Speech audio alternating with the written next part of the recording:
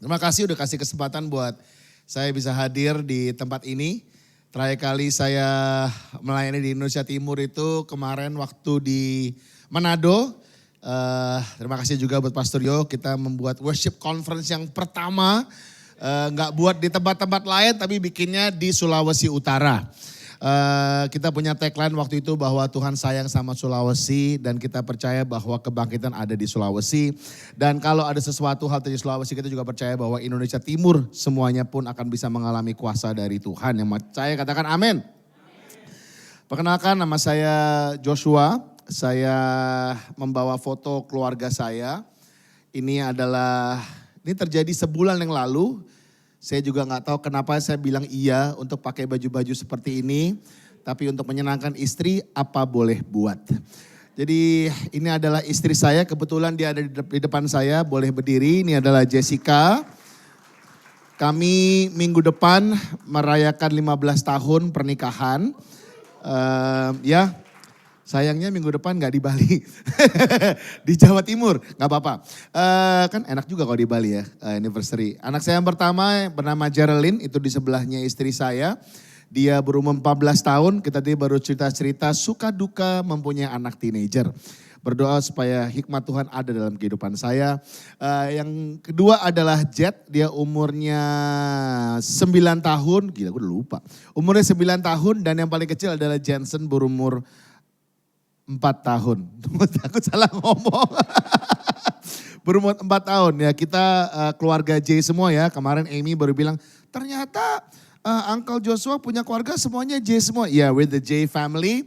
Dan saya diberikan juga kepercayaan dan kehormatan untuk bisa berada melayani di IFGF Jakarta sebagai salah satu pastoral team di sana. Salam dari Pastor Jimmy selaku Senior Pastor of IFGF Jakarta kepada kalian semua. Dan juga Pastor Sammy sebagai President of IFGF Global. Saya adalah produk kasih sayang banyak orang di IFGF. Saya bertumbuh di IFGF. Saya masuk ke IFGF pada saat saya masih ada di Sunday School. Saya dulu pelayanan pertama saya adalah di musik. Saya belum bisa main keyboard pada saat itu. Tetapi kalau ada yang tahu keyboard Roland E86. Ada yang tahu? Keyboard E86. Kalau tahu tua loh berarti. Sama kita umurnya. Roland E86 itu punya feature dulu yang namanya start, fill in A, fill in B, baru ending, sumur kita kayaknya. Ending. Nah, kerjaan saya dulu adalah itu saja. Jadi udah disiapkan beat-beatnya. Pelayanan saya pertama gak ribet. Pokoknya duduk di sebelah keyboardis. Kebetulan keyboardisnya adalah anak dari Pastor Hana Kristanto. Dia besar ya, maksudnya tinggi gitu. Maksudnya tinggi. Aduh ampun Pastor Hana. Dia lebih tinggi dari saya dan sampai sekarang pun juga masih lebih tinggi dari saya. Dia jago sekali main pianonya sehingga saya gak bisa ngapa-ngapain. Saya cuma bisa pencet start, fill in A, fill in B, terus ending. Begitu ending selesai saya gabut, saya mulai lagi start, fill in A, fill in B, ending. Jadi saya diberikan kepercayaan pertama kali untuk melayani di Sunday School.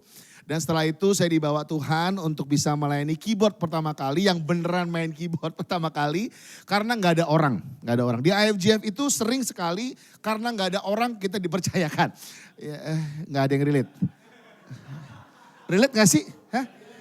Gak relate, dorongan dari Tuhan kayaknya. Kalau saya sering kali begitu. Jadi karena gak ada orang yang main keyboard, jadinya saya diberikan kesempatan Tuhan untuk bisa main keyboard. Ya gitu. Saya belajar dengan salah satu orang yang namanya Tirsa dulu.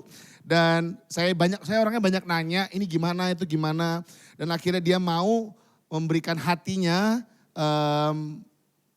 Tirsa tuh gak ada apa-apanya, Tirsa tuh kayak kakak jauh gak ada hubungannya. Kita tuh beda banget. Biar dia jelas saja gitu kan. Dia ngajarin saya dan setelah itu saya dibawa ke sebuah gereja kecil. Jadi saya bertemu di gereja kecil sebenarnya. IFGF cuman bukan di main services, cuman yang gereja-gereja satelit-satelit yang 15 orang, mungkin 20 orang, 30 orang, 40 orang. Jadi saya tahu sekali struggle gereja-gereja yang mungkin di bawah 60, di bawah 50 orang. Dan disitu saya dibawa ke satu gereja juga Waktu dulu saya pelayanan di gereja San Fernando Valley dulu. Kecil juga gerejanya. Dan di situ tiba-tiba semua musisi pulang. WL juga pulang. Waktu itu kita ngeband berlima, satu worship band berlima. Saya keyboard, ada yang WL, ada yang main drum, ada yang main bass. Oh berempat. Ada main bass. Udah gitu akhirnya salah satu pada pulang dan tinggal saya sendiri. Saya nanya sama pendetanya, jadi minggu depan siapa yang WL? Dia bilang, elu. Terus gue bilang, enggak bisa. Saya nggak bisa nyanyi, nggak pernah nyanyi sebelumnya. Dan dulu gagap orangnya nggak mungkin bisa nyanyi. Tapi bilang kalau nggak lu siapa lagi? Ya lu. Bilang itu, enggak tugas gue khotbah. Iya sambil nyanyi, bisa kan? Don Moon bisa, masa lu nggak bisa gitu. Dan akhirnya singkat cerita akhirnya dia meyakinkan saya untuk saya akhirnya mengambil lead worship di gereja yang kecil. Dan singkat cerita akhirnya Tuhan membawa saya sampai saat ini. Jadi semua yang dilihat mungkin itu dimulai dari tempat-tempat yang kecil. Dan saya dipercayakan juga untuk melihat apa yang terjadi di IFGF secara worship movement, present worship team. Saya juga diberikan kesempatan untuk bisa berbicara kepada teman-teman di gereja luar IFGF juga. Dan seringkali statement-statement yang akan saya bacakan di belakang saya ini, sering kita dengar dari mulut seorang gembala. Yang pertama, statementnya berkata begini, gak connect ya hari ini? Pernah ngomong gitu gak ke tim Present Worship? Gak apa-apa kok, kita semua menerima. Gak pernah. Oh luar biasa. Kalau ini, apa tadi ngomong? Kurang kedengeran. Gak ngangkat katanya. Pernah dengar gak ngangkat? Pernah? Gak ngangkat ya? Gak ngangkat ya? Gitu-gitu aja di bawah terus gak ngangkat atau gak connect. Pernah ngomong gak connect? Gak connect. Saya gak connect. Atau yang paling sakit tau gak apa? Gak enak ya hari ini. Pernah ngomong atau pernah diomongin? Pastor Abraham.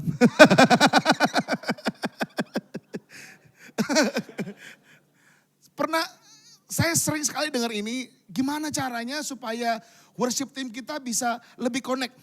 Gimana caranya supaya worship team kita bisa ngangkat. Ya panggungnya aja lu naikin 2 cm juga ngangkat. Gimana caranya supaya worship team kita nih lebih enak. Coba deskripsi enak.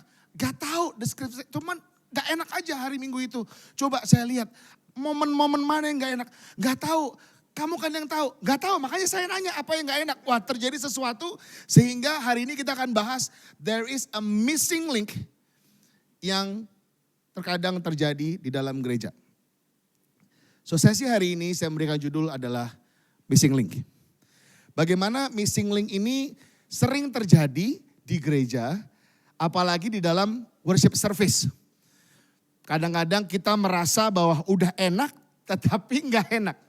Kita merasa udah ngangkat loh, sampai keringetan, udah berasanya udah sampai kaki yang main drum udah kram 2 kali, kiri kram, kanan kram, tetap aja gak ngangkat, tetap aja kurang connect. Ada hal yang missing link, ya relate banget Kak, sebelah kanan. Relate banget, karena there's a missing link. Nah before I continue on speaking about missing link, saya mau balik kepada sebuah tujuan. Apa sih tujuan utama dari worship service setiap hari minggunya? Maybe if we can go back to the real purpose, kita bisa mulai membedah sebenarnya missing linknya itu di mana. Mungkin kalau kita kembali kepada asal usul mengapa adanya worship service setiap hari Minggu ini, kita mungkin bisa belajar lebih untuk melihat sebenarnya missing linknya itu di mana. Nah tujuan utama dari worship service, menurut keyakinannya Pastor Yo dan saya, adalah hal yang tidak terletak kepada performa atas nama Tuhan, ini boleh next slide, tetapi kepada perjumpaan antara Tuhan dan anak-anaknya. Saya mau ulang sekali lagi, tujuan utama dari worship service tidak terletak kepada performa, apalagi performa atas nama Tuhan, tetapi kepada perjumpaan antara Tuhan dan anak-anaknya. Napas dulu bentar. Untuk menyiapkan sebuah worship service atau ibadah, itu butuh banyak banget waktu, butuh banyak banget energi, butuh banyak banget pemikiran, uang untuk menyusun lagu, membuat slides, light design, rundown acara. Belum mikirin acara-acara besar seperti Napas, tahu Napas? Natal dan Paskah. It requires a lot of energy, a lot of thinking, a lot of meetings. Yang tadi seperti apa yang Pak Suryo katakan. Apalagi kalau kita yang pelayanan yang mempersiapkan ini, ujung dari hasilnya itu gak cuma hanya performa yang kita tuju, tetapi kita menunggu apresiasi dari seorang gembala. Atau menunggu apresiasi dari orang-orang lain. Saya mau katakan siap-siap sakit hati aja. Karena manusia gak bisa memuaskan kita, hanya Tuhan yang bisa memuaskan kita. Saat kita nyusun lagu, saat kita nyiapin ibadah, apa sih yang ada di pikiran kita? Apa yang membuat, apakah waktu kita membuat pertunjukan atau sebuah performa yang hebat, atau kita memikirkan atau mungkin bahkan berdoa untuk semua musik, teknologi, atmosfer dibangun, apakah semuanya ini membawa jemaat kepada perjumpaan dengan Tuhan? Itu sebuah pertanyaan. Ketika kita prepare segitu banyak hal, apakah tujuan utamanya supaya orang bisa connect sama Tuhan atau enggak? Tujuan utamanya apakah jemaat yang hadir bisa mengalami Tuhan apa tidak? Secara jelas kita tahu bahwa misi dari IFGF adalah People is on Mission, connect with God. Setiap set list, setiap hal yang kita lakukan, setiap preparation event, ini harus menjadi hal yang in the back of our mind. Is everything that we do, are we connecting people with God apa enggak? Dengan set list yang kita buat, dengan lagu-lagu yang kita pilih, dengan semua rundown yang kita buat. Apakah minggu demi minggu seperti robot yang sudah terjalankan, yang sudah, atau kita meng-create sesuatu sehingga kalau kita ubah begini, apakah ini lebih baik supaya mereka bisa connect sama Tuhan atau enggak? Don't be afraid to shift things around kalau memang itu dibutuhkan supaya orang bisa mengalami Tuhan. Saya kemarin dapat kesempatan ketemu sama seorang yang bernama Ron Kenoly. Ada yang tahu Ron Kenoly? Yang tahu boleh angkat tangan? Ya, betul. Enggak lah, seumur. Saya seumur-umur, saya enggak pernah kepikiran bisa sampai ketemu. Dan akhirnya kita ketemu, kita ngobrol-ngobrol tentang apa yang Tuhan kerjakan di Indonesia. Dan bilang, I wanna come back gitu. Tapi Tuhan punya rencana yang lain 2 minggu kemudian. Di momen dimana dia main pujian, saya ada di sana. Dan semua set list yang dia buat, semua lagu-lagu yang dia nyanyiin. Saya harus terus mengingatkan diri saya bahwa itu tuh Ron Kenoly yang lagi main pujian. Maksudnya apa? Saya saking dia bisa membawa jemaat untuk menyembah, saya sampai lupa itu ada Ron Kenoly di sana. Dia membawa kita secara jelas sekali dari semua kata-kata, dari cara dia membawakan, dari lagu-lagu yang dia pilih, membawa kita, saya especially, untuk ngelihatnya Tuhan, gak ngelihat Ron Kenoly. Sampai, oh dia tuh Ron Kenoly. Terus ini nyanyi lagi, oh ayo itu tuh Ron Kenoly. Sampai, aduh kok bisa gitu. Di situ saya belajar. Saya belajar sekali dari kehidupan ini. Walaupun dia mimpinya hanya 2 jam, saya belajar. Bagaimana seorang worship leader, seorang tim praise and worship, itu hari Minggu tuh hilang dan gak kelihatan supaya hanya Yesus yang terlihat. Bagaimana kita semua yang ada di panggung ini, yang mereka bawa pulang bukan betapa hebatnya kita bernyanyi, tetapi hati Tuhan yang mereka bawa. Bukan bagaimana kita terlihat wow sekali, tapi Tuhan yang terlihat sehingga apa yang keluar dari mulut mereka bukan tadi suara dia bagus, tetapi suara Tuhan yang mereka ingat dan mereka bawa pulang untuk menjadi kesaksian bagi keluarganya. That is the real purpose of worship service every single Sunday. When the focus of worship is no longer about God, then there is a missing link. When the focus of worship is no longer about connecting people to God, then there is a missing link. Missing linknya ada di sana. Now let me shift things a bit. Kita semua perlu tahu bahwa ada pergerakan praise and worship yang terjadi di dunia ini. Especially sejak tahun 2000. Di tahun 2000 lahirlah beberapa tim praise and worship di gereja-gereja yang hebat. Dan akhirnya kita melihat bahwa wah musik harus full band. Musik harus ada gitarnya. Musik harus penuh. Dan akhirnya kita masuk ke dalam produksi harus seperti ini. Produksi harus seperti itu. Dan akhirnya lahirlah begitu banyak band-band dan begitu banyak sampai touring pun juga ada. I'm not saying that is bad, but there is a huge pendulum shift yang sedang terjadi.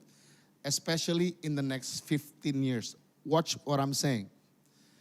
In the next 15 years, pendulum dari kegerakan praise and worship di seluruh dunia akan kembali kepada hal yang esensial. Yang pertama, from stadium.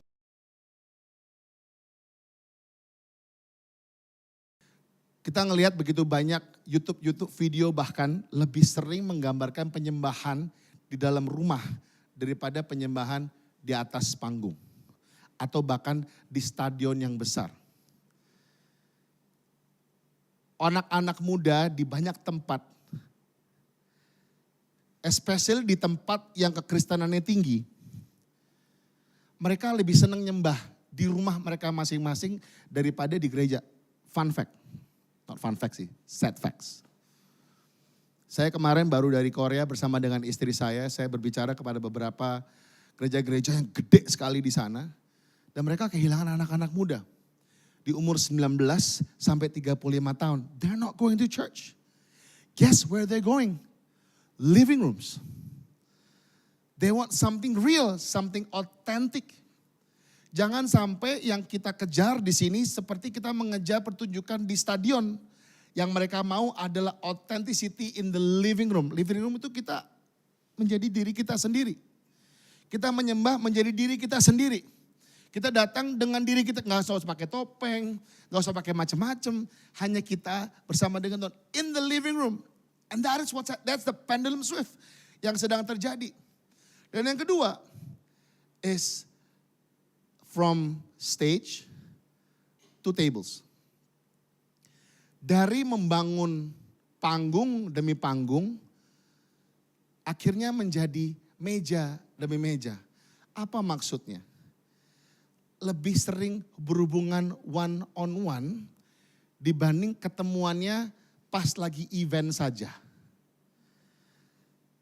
Bersekutunya bukan pas lagi kita membuat sebuah acara, tapi bersekutunya secara sehari-hari. There is this big pendulum shift. Dan kalau kita sebagai gereja, especially di IFGF gak nangkep ini, jangan sampai nanti kita kehilangan anak-anak muda yang seharusnya menjadi penggerak dari gereja kita. Mereka lebih memilih living rooms dan mereka lebih memilih tables. So what I'm saying to you guys pada hari ini adalah prepare your living room. Prepare your tables. Tadi Pastor Rio mengatakan bahwa di rumah dia menjadi gereja di IFGF Batam. They're preparing their living rooms to be a church. Are you preparing your living rooms to be a church? Apakah rumah Anda terbuka seperti itu sehingga orang-orang bisa nyaman di sana dan bisa menyembah Tuhan di sana? Atau mungkin bergaul bersama dengan kalian, bergaul bersama dengan Tuhan di sana?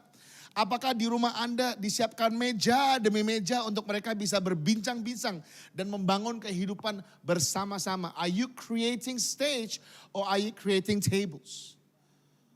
Fokusnya di stadion, di acara-acara worship night besar, atau fokusnya di tempat yang seharusnya, yaitu living room. Saya mau ajak untuk setiap dari kita, gereja demi gereja, kembali kepada living room worship. Kembali kepada the simplicity of worship. Kembali kepada the authenticity of worship. Not the performa, bukan performa, tetapi the presence of the Lord. Yang percaya katakan amin. Dari gereja yang memproduksi penyembahan kepada gereja yang melahirkan dan membangkitkan penyembah. Ini adalah doa saya. Bukan gereja yang memproduksi penyembahan, tetapi gereja yang melahirkan dan membangkitkan penyembah. Because God is seeking worshipers, not worship producers.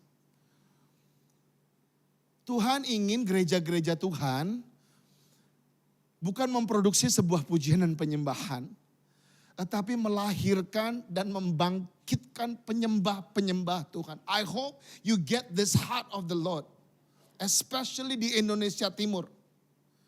Di mana generasi sejak abad 15, 16, 17, begitu banyak orang, begitu banyak negara yang hadir ke daerah kalian untuk melihat penyembah-penyembah lahir dan dibangkitkan di sana. Now is the time. Sekarang ini waktunya. Di mana penyembah-penyembah Tuhan akan lahir dan dibangkitkan di Indonesia Timur. Yang percaya katakan amin. Semua orang yang bergerak dalam worship service harus membangun kehidupan yang menyembah.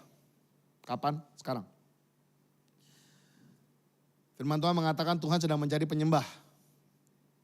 Dia gak cari worship producers. God is seeking worshipers. Are you building worshipers? Ajarkan tim praise and worship kalian bagaimana membangun kehidupan secara menyembah. Atau kehidupan seorang penyembah. Bisa kelihatan kok dari budget. Lebih besar masuk ke upgrade alat atau upgrade orang. Bisa kelihatan kok. Saya selalu pastikan, saya punya 80-20 rule di dalam tim saya. 80% dari budget yang diberikan untuk membangun orang. 20 baru alat. Rasionya harus benar. Budgetnya dikeluarkan karena di mana hartamu berada di situ. Apa? Di situ apa?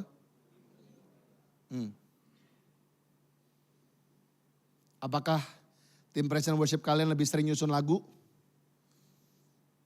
Lagu penyembahan? Atau lebih sering menyembah bersama? Atau cuma ketemu pas jadwalnya sama doang? Atau mungkin kenal, suka bergaul, suka kongko bareng, ngopi bareng. Tapi cuma sebatas itu aja, jarang sekali nyembah bareng, nyembahnya sendiri-sendiri. Atau kita gak punya waktu penyembahan at all.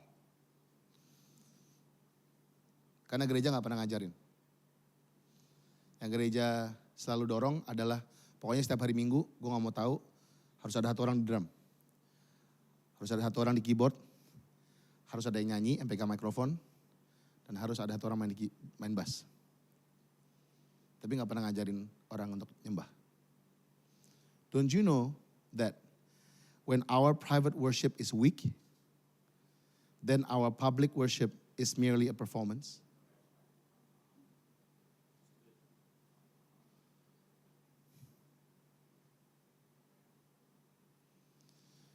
What if we gain excellence, but miss something essential? Pertanyaan tadi, statement yang awal gak dapat, gak connect, gak enak, gak angkat. Mungkin mengandung solusi yang gak bisa instan. Karena something missing atau the missing link itu gak berfokus kepada yang terlihat, tetapi biasanya dan sering sekali berfokus kepada apa yang tidak terlihat. Dan gak instan. Membutuhkan waktu. Yohanes 4, 23, 24. Saya akan masuk kepada firman Tuhan. Tetapi saatnya akan datang. Dan sudah tiba sekarang. Bahwa penyembah-penyembah.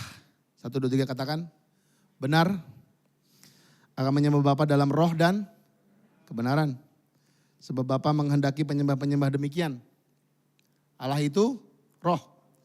Dan barang siapa menyembah dia, haruslah menyembah dalam roh dan kebenaran. So what are the missing links? This is what I found. Number 1, Holy Spirit.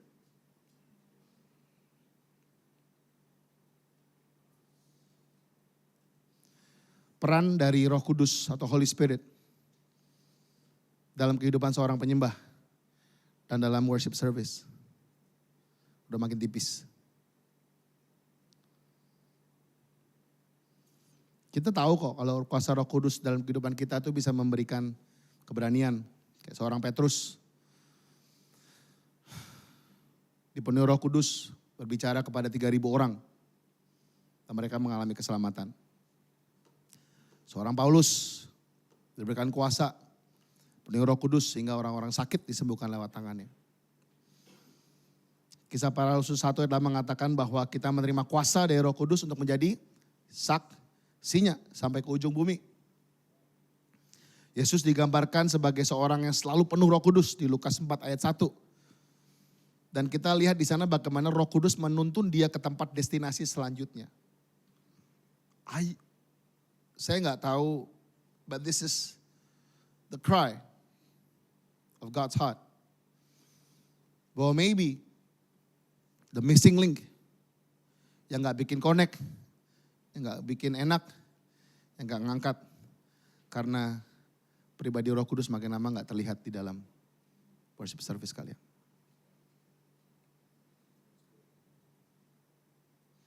Di perjanjian lama, Yusuf, Musa, Samson, Gideon adalah orang-orang yang dipenuhi Roh Kudus. Mereka menerima kuasa dari Roh Kudus. Mereka berjalan, dituntun oleh Roh Kudus. Tapi sayangnya, I'm speaking to you, teman-teman musik. Makin banyak musisi lebih mendengarkan klik track daripada suara Roh Kudus. Klik tracknya harus jelas. Bahkan kliknya sebelah kanan, Q-nya sebelah kiri kalau panning. Roh Kudusnya di mana? That might be the missing link. Makin banyak orang bergerak dalam pelayanan worship service, lebih mementingkan servisnya daripada worshipnya. Menyembah dalam roh terjadi ketika penyembahnya menerima, dipenuhi, dan dipimpin oleh Roh Kudus. Menyembah dalam roh terjadi ketika penyembahnya menerima, dipenuhi, dan mau dipimpin sama Roh Kudus. Orang yang dipimpin sama Roh Kudus adalah orang yang mendengarkan suara Roh Kudus. Tapi bagaimana kita tahu bahwa Roh Kudus berbicara kalau kita gak pernah bergaul dengan Roh Kudus? Bagaimana tim praise and worship peka dengan Roh Kudus kalau kita gak pernah ajarkan bagaimana bergaul dengan Roh Kudus? Bagaimana mereka bisa tahu kemana Roh Kudus pergi kalau kehidupan pribadi mereka tidak berjalan sesuai dengan arahan Roh Kudus? Lebih parah lagi, bagaimana mereka bisa mengikuti apa yang Roh Kudus mau kalau mereka gak tahu siapa Roh Kudus itu? Gak pernah mengalami perjumpaan dengan Roh Kudus. Karena mereka datang ke gereja, mereka bisa main, kita kekurangan orang, I'm so sorry I have to say this. Can you play next week? Without us knowing sebenarnya ini orang tuh kayak gimana. Orang yang bergaul dengan Roh Kudus bisa dilihat kok dari buah-buah yang dihasilkan. Love, ada kasih, joy, ada sukacita. Hidupnya mungkin juga nggak sukacita amat gitu. Tapi kok ada joy ya? Kan ada Roh Kudus, ada peace, ada damai. Patience, kindness, goodness, faithfulness. Dengan segala gelombang yang terjadi di persilatan gereja tetap faithful.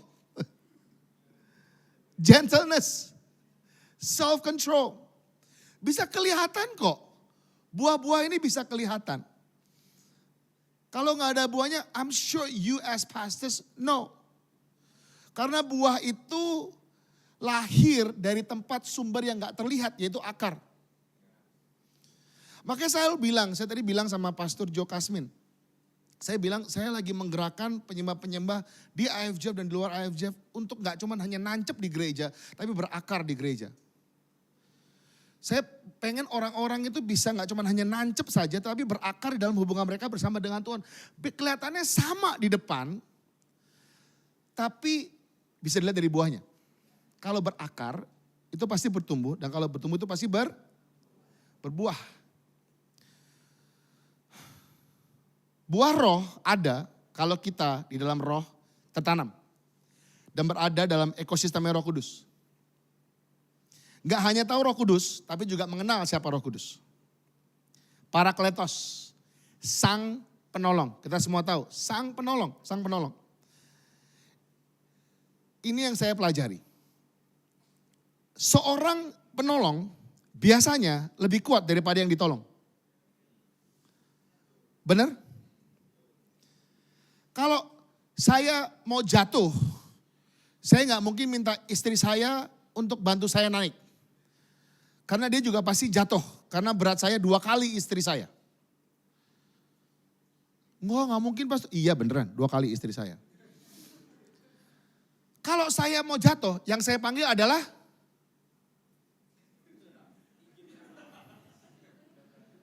karena berat dia sama.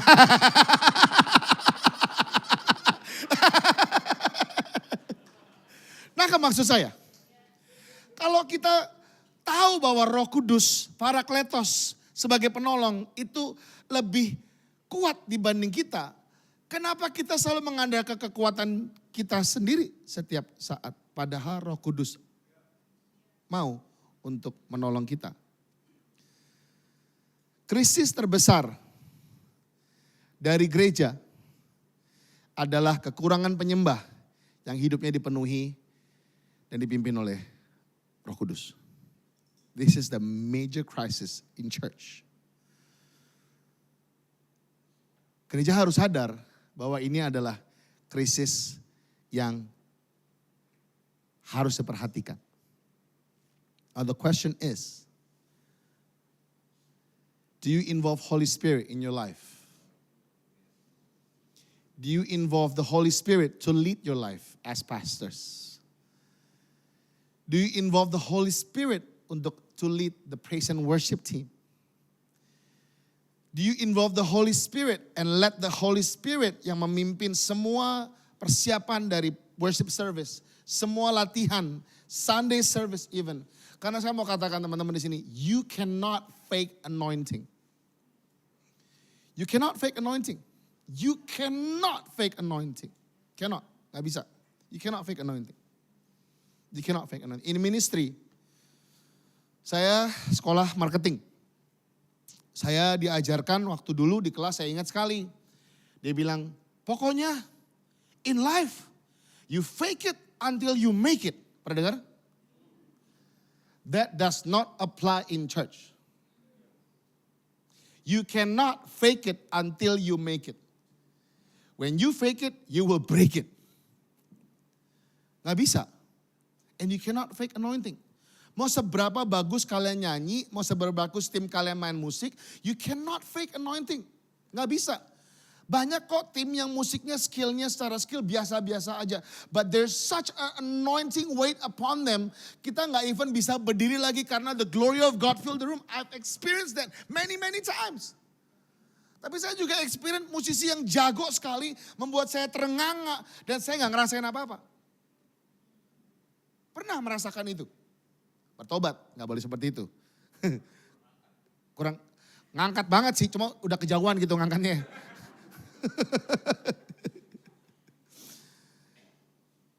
I'm writing this in, saya tulis ini bahasa Inggris tapi saya akan translate. Saya tulis begini. Skill is a natural and learned ability.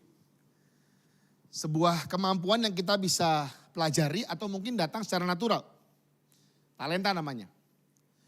While the anointing, urapan, is a divine enablement and the presence of God on a person for kingdom work. Imparting supernatural power beyond natural talent. Urapan itu adalah sebuah kebisaan yang enggak didapatkan dari dunia ini. Dan hadirat Tuhan untuk membawa kita mengerjakan pekerjaan-pekerjaan Tuhan. Dan powernya itu supernatural, artinya apa? Tidak bisa didapatkan di tempat ini. Melebihi daripada talenta yang kalian punyai. Without God's anointing, tanpa anointing urapan dari Tuhan atau Roh Kudus, skill might impress. Wow, keren sekali. Tetapi lack eternal spiritual impact. Bisa impress, bisa wow, tapi dampaknya nggak bisa eternal. Tapi on the other hand, kalau anointing doang tanpa skill, sayang banget. It has limited effectiveness. So ada balance between the two. Nggak dapat, nggak connect, nggak ngangkat, bukan berbicara tentang produksi sebenarnya. Tetapi berbicara soal pribadi Roh Kudus. Keintiman bersama dengan Roh Kudus. Kehilangan arah itu karena kita lebih memimpin kita sendiri dan kita nggak mengizinkan Roh Kudus memimpin kita. Pastors, leaders di tempat ini, ajarkan tim praise and worship kalian bagaimana bergaul dan bergantung kepada Roh Kudus. Di dalam kehidupan pribadi mereka, di dalam keluarga mereka, dan di dalam pertumbuhan praise team di Indonesia Timur. Mesti diajarkan, dikenalkan, dan diajarkan. Memang harus spend waktu. Memang harus membuka living room. Memang harus membuka tables, tapi memang harus diajarkan. Hal yang kedua, that's the missing link. Bukan hanya peran dari Roh Kudus saja, but also the truth. Firman Tuhan yang seharusnya menjadi fondasi, tetapi sayangnya terkadang firman Tuhan menjadi pelengkap. Bukan menjadi fondasi yang seharusnya di dalam worship service. Kolose 3 ayat 16, hendaklah perkataan Kristus diam dengan segala kekayaannya di antara kamu. Sehingga kamu dengan segala hikmat mengajar, menegur seorang yang lain. Dan sambil menyanyikan mazmur dan puji-pujian dan nyanyian rohani, kamu mengucap syukur kepada Allah di dalam hatimu. Dikatakan di sini, hendaklah perkataan Kristus diam dengan segala kekayaan di antara kamu. Sambil menyanyikan mazmur, puji-pujian rohani, kamu mengucap syukur kepada Allah di dalam hatimu. Kalau sering mengikuti atau sudah mengikuti pengajaran dari IFGF Praise dan apa yang kita benar-benar hidupi, kalian pasti pernah dengar atau pernah lihat segitiga yang ada di belakang saya. Segitiga ini menggambarkan, segitiga yang di belakang saya. Segitiga ini menggambarkan apa yang kita harus punyai dan apa yang harus kita bangun sebagai seorang penyembah di IFGF Praise. Ya, saya duduk aja ya. Ya, jelas ya. Yang pertama, of course kita harus punya yang namanya hati, heart. Hatinya harus benar. Yang kedua, kita harus punya yang namanya head. Karakternya mesti benar. Nah seringkali musisi ini yang banyak dibentuk. Karakter. Apalagi musisi-musisi yang jago. Dan yang terakhir adalah keterampilan. Kalau misalnya ada orang yang punya hati, skillnya juga bagus, tapi karakternya susah untuk dibentuk. Ya males akhirnya kan main sama orang itu kan. Atau mungkin sama, hatinya baik, karakternya baik tapi skill masih belum.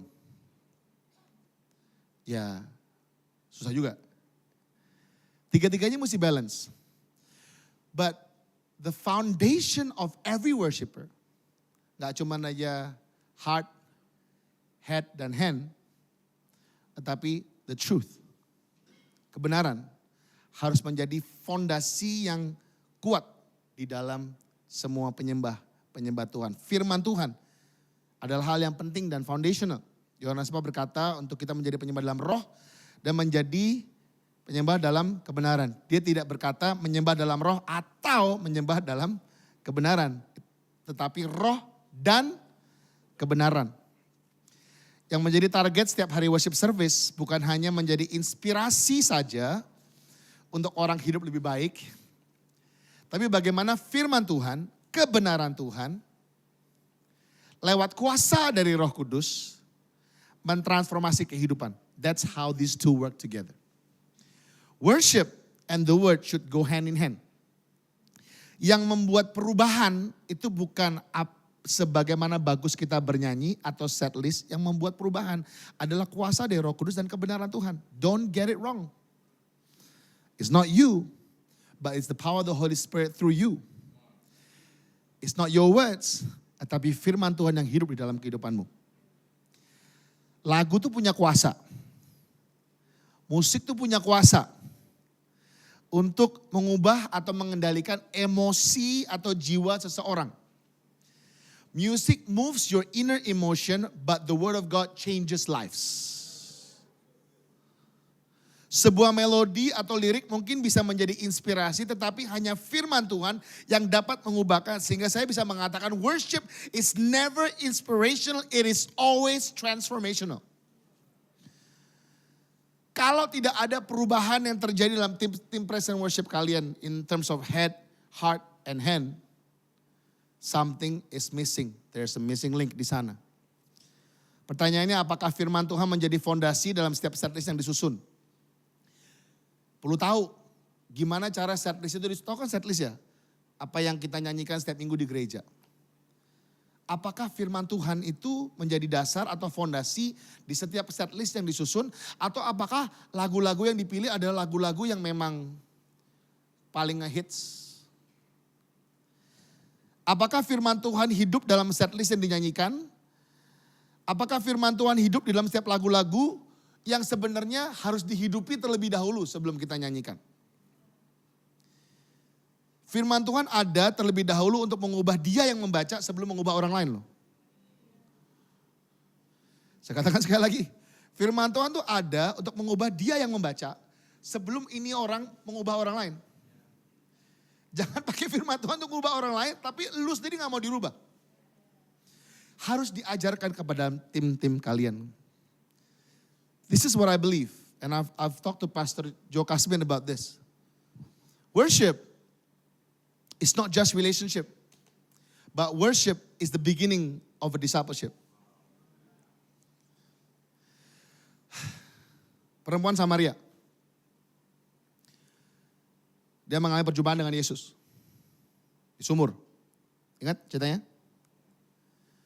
Apa yang dia lakukan setelah itu? Kalau kalian baca terus.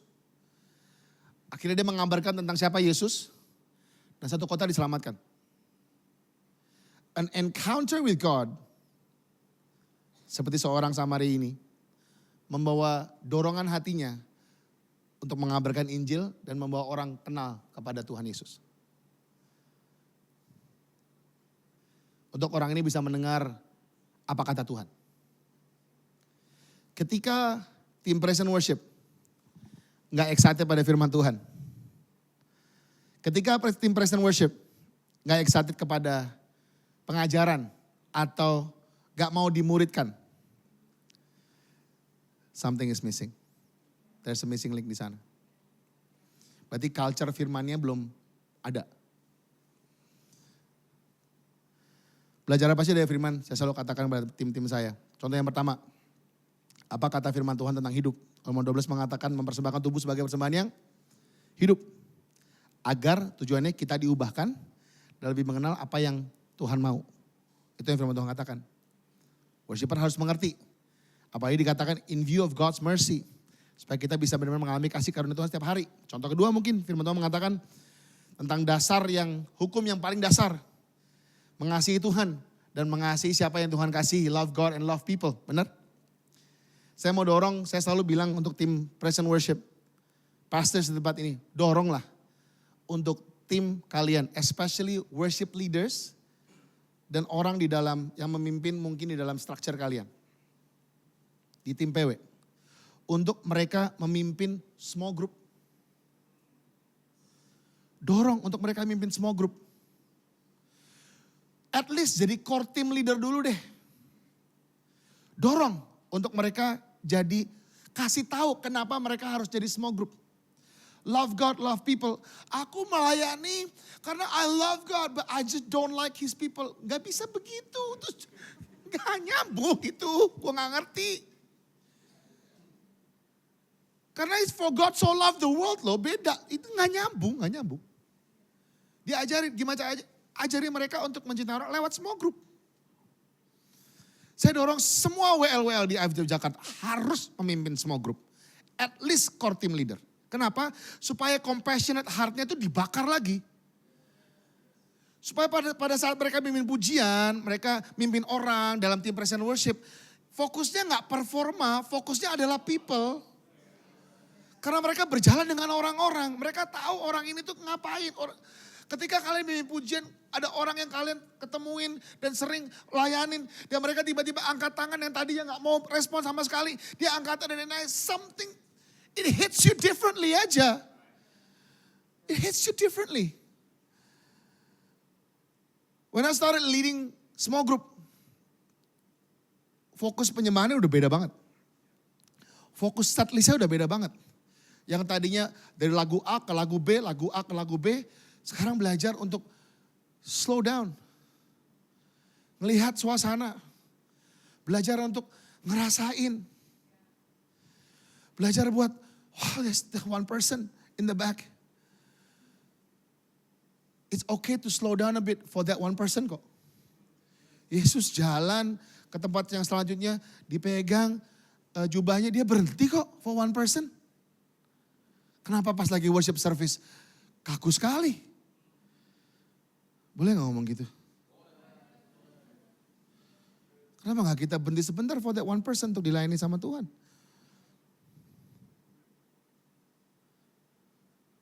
Manusia memuji Tuhan dengan mulutnya, tapi hatinya jauh daripada Tuhan. Apa yang mereka lakukan semua adalah hal-hal yang diurutin sama manusia.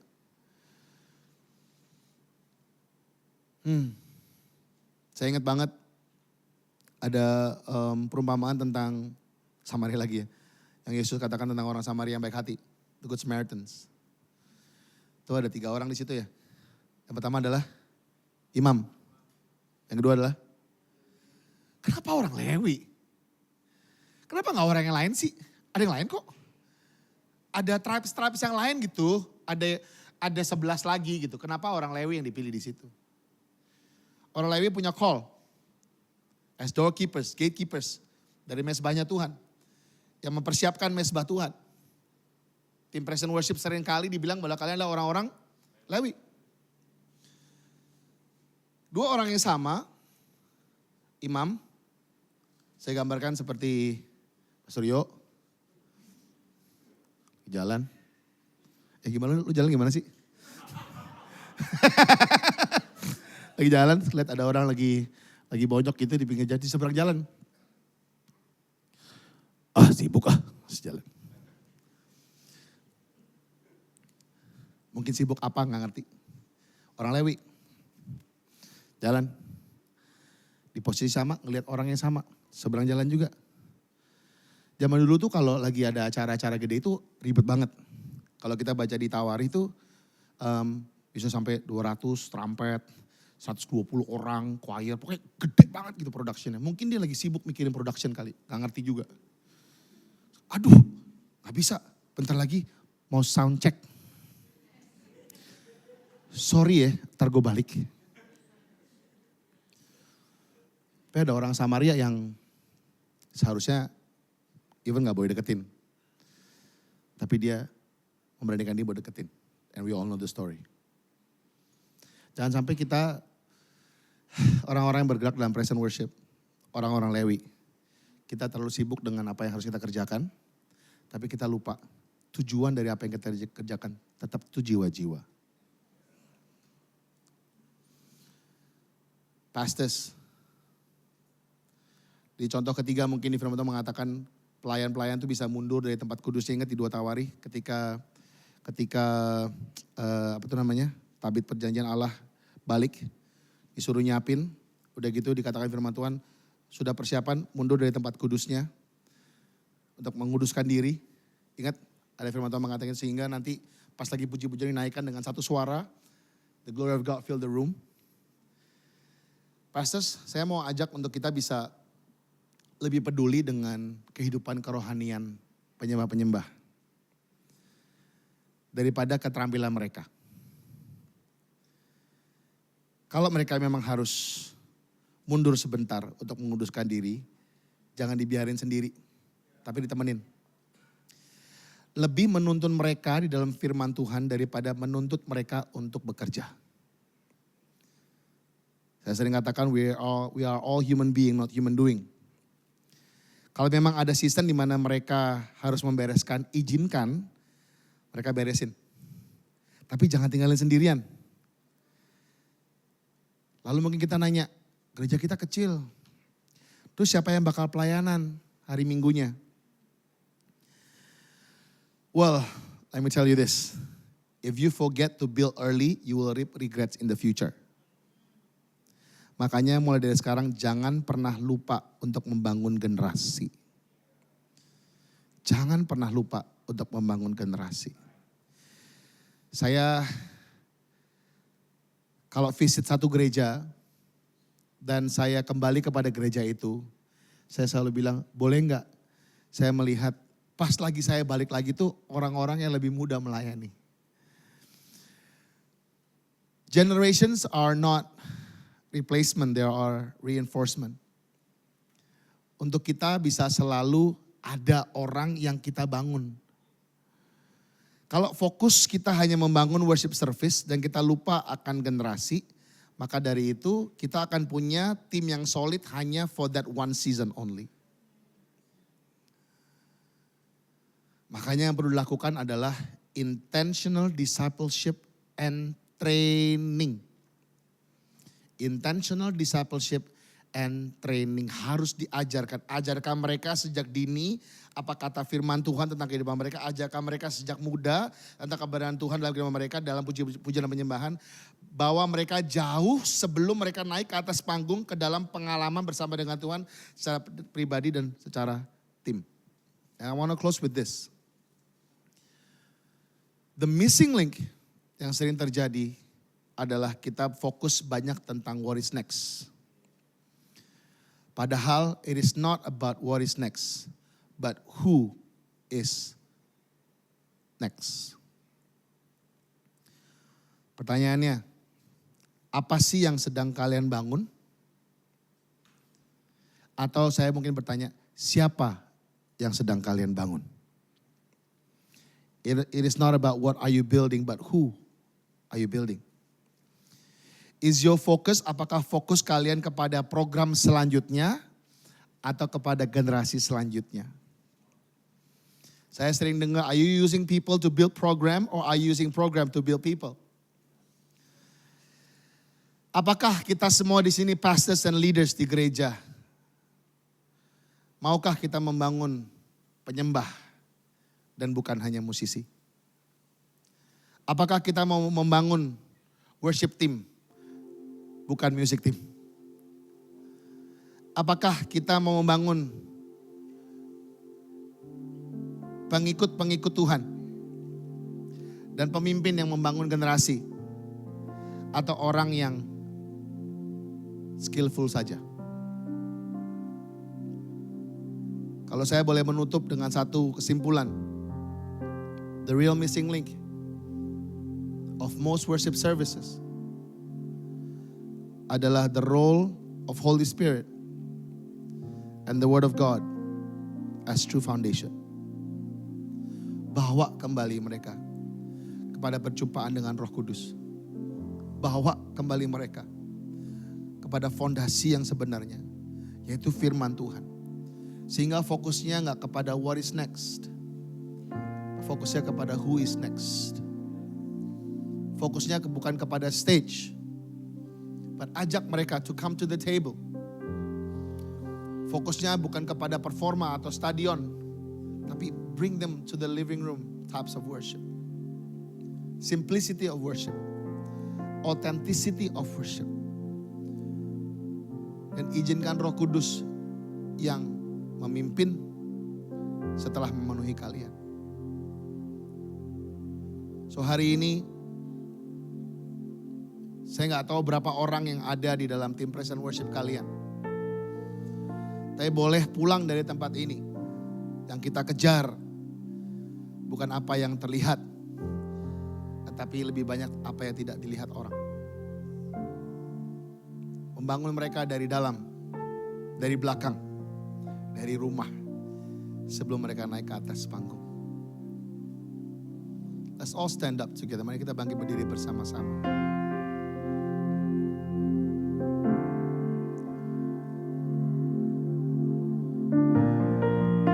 Boleh bisa angkat tangan kita sama-sama dan mulai berdoa untuk tim praise and worship di mana gerejamu berada. Mulai katakan iman. Kalau ada nama-nama yang muncul di dalam pikiran kalian, Bapak dan Ibu, boleh sebutkan nama mereka. One by one. Dan minta untuk kuasa Roh Kudus memenuhi mereka. Dan minta untuk firman Tuhan menjadi fondasi hidup mereka. So teman-teman di sini, pastors dan leaders, buka suaramu dan berdoa. Dan berdoa. Pray. Berdoa, pray.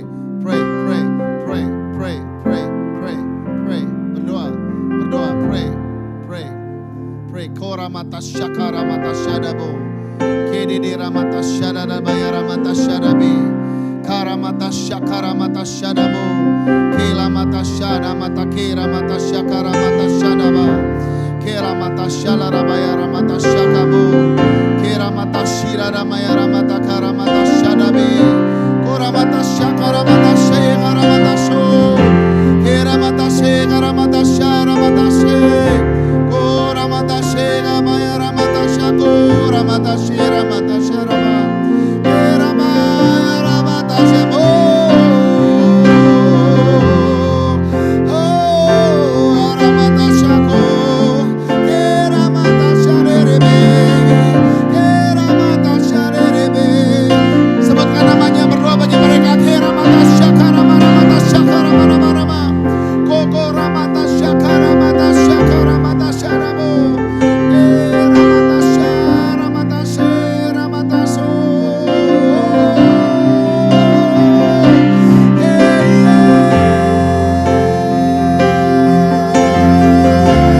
Ramata syakara maya ramata syaro. Ramata syaro. Ramata syakara mata syare. Koramata syara mata syora mata ke.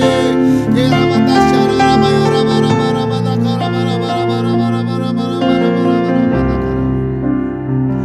satu yang ku rindu bersekutu denganmu. Bawa Aku lebih lagi tinggal di dalammu, nikmati hadiratmu, jamalah seluruh hidupku.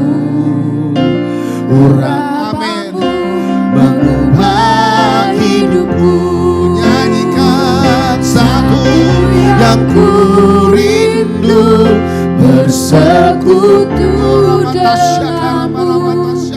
Bawaku lebih lagi tinggal di dalammu, nikmati hadiratmu, jamalah seluruh hidupku. Rasamu mengubah hidupku. Katakan datang Roh Kudus sama-sama yuk. Datang Roh Kudus, aku rindu. Ya.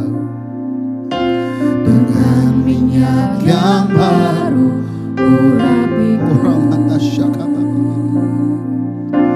mengalir penuhiku, mengalir pulihkanku. Kuasamu bebaskan hidupku. Datang Roh Kudus. Datang Roh Kudus, aku rindu. Dengan minyak yang baru urapiku, mengalir penuhiku, mengalir pulihkanku. Kuasamu bebaskan hidupku. Yes Lord. Satu yang ku rindu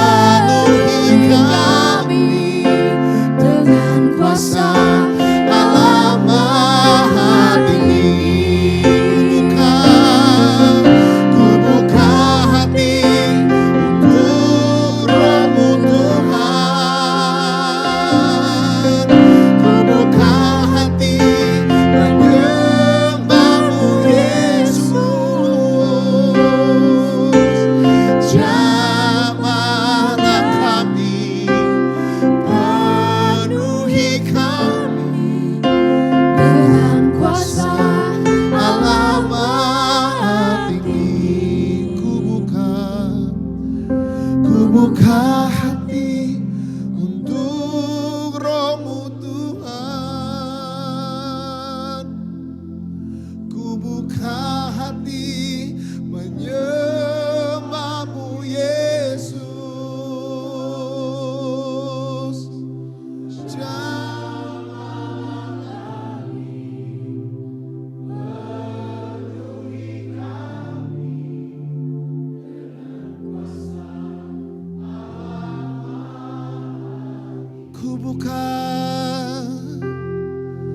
Ku buka hati untuk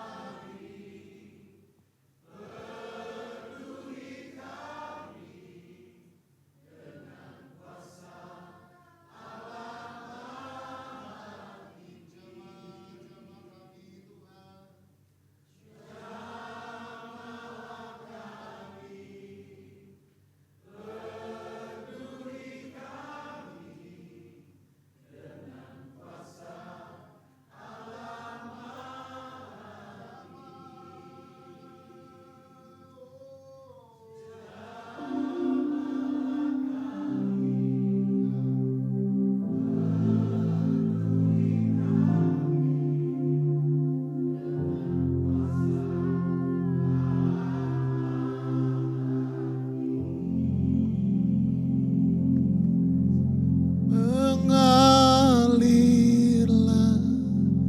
kuasa Roh Kudus. Mengalirlah di tempat ini. Mengalirlah Roh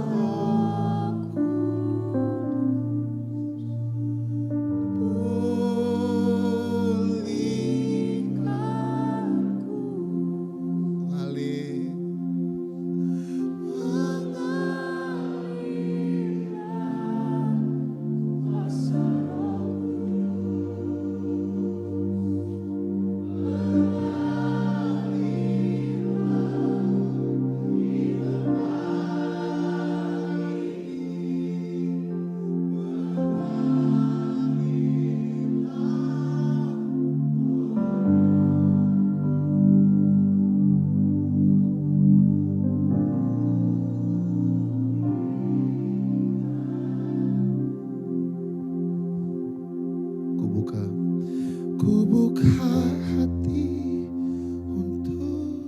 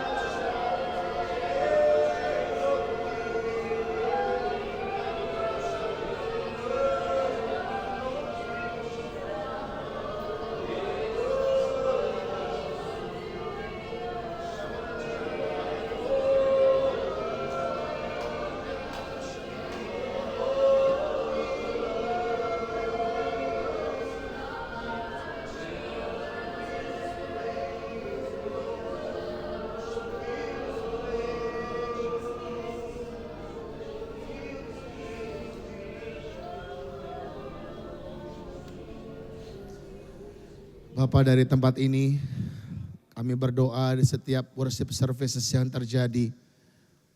Di sana ada perjumpaan antara Tuhan dan anak-anaknya. Di setiap worship services yang terjadi, aku berdoa Tuhan bahwa ada transformasi yang belum mengenal Tuhan akan mengenal siapa Tuhan mereka. Yang datang terbelenggu akan mengalami kebebasan. Yang datang dengan sakit pahit akan mengalami sukacita dan damai sejahtera. Bapa, aku berdoa worship service di Indonesia Timur akan mengalami dinamika yang berbeda. Aku berdoa worship services di Indonesia Timur, aku percaya ada kuasa Roh Kudus di sana. Aku percaya akan fondasi firman Tuhan akan semakin kuat di sana. Dan aku berdoa untuk setiap orang yang melayani dalam worship service ini, mereka akan mengalami perubahan dalam kehidupannya. Not only they become a better singer, a better musician, tetapi mereka menjadi penyembah Tuhan yang menyembah Tuhan dalam roh dan kebenaran. Dan aku berdoa untuk setiap tim worship services ini, mereka pun juga akan menjadi penyembah Tuhan yang menyembah roh dan kebenaran.